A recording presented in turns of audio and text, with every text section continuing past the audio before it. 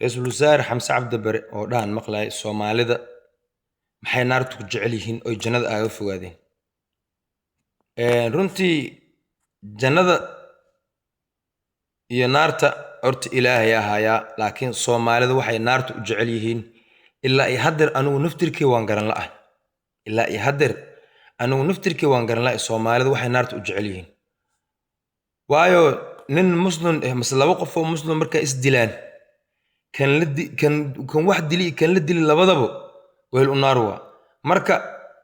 waxaad u malaysaa anaga Soomaalida diintan baranaba inaan ag marnay oon ka leexanay waayo dhaqanka anagoo og qofka muslimka xuquuqdu iyo xaq uu leeyahay anagoo og aad u malaysaa marka qaar qofka bini'aadanka inuu agtayna waxba ka ahayn qofka bini'aadanka qofka adiga ku nool mas qofka adiga kula dhashay inuu agtaada waxba ka ahayn war aakhiro nin walbo ogyahay inay xisaab jirto nin walbo muslim aakhiro og inay xisaab jirto Soomaalida waxa la yiraahdaa boqolkiiba boqol waa muslim taas waa sax boqolkiiba boqol Soomaalida waa muslim laakiin waxaad u malaysaa inay muslimnimadii ay iska meemeerinayeen oo dad muslim ba iska dhigeen macnaha qulubiyir markay dhacdo qofka salaada isku orda waa cibaadsan ilaahs barya markii ay kala waxaysantan nin salaad dugto ma nin wax isma dantiis raacana islaamka saas ma ah horta muslimnimadu waa qalbiga qofka waxa la rabaa inuu dhowr shay iska ilaaliyo inuu qof bil aadan dhibin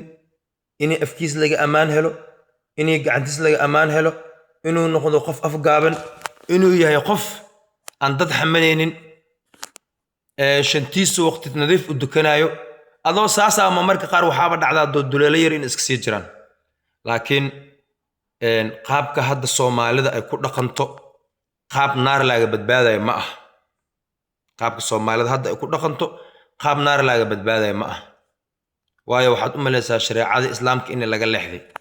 waxyaalo badan oo waliba shariicada islaamka ay noo sheegtay in laga leexday culimada wacdi way daashi qayli way daashi murun way daashi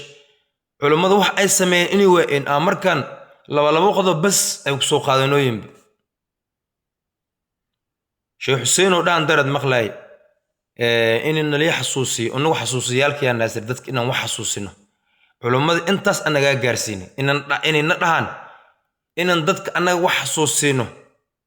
ana laga baahan culimada inaan dhahan anaga is gaarsiino waayo anaga wax xasuusan laanahay nina qorwata kibir isla weyni wuxuu leeyahay aniga laan dheeran ahay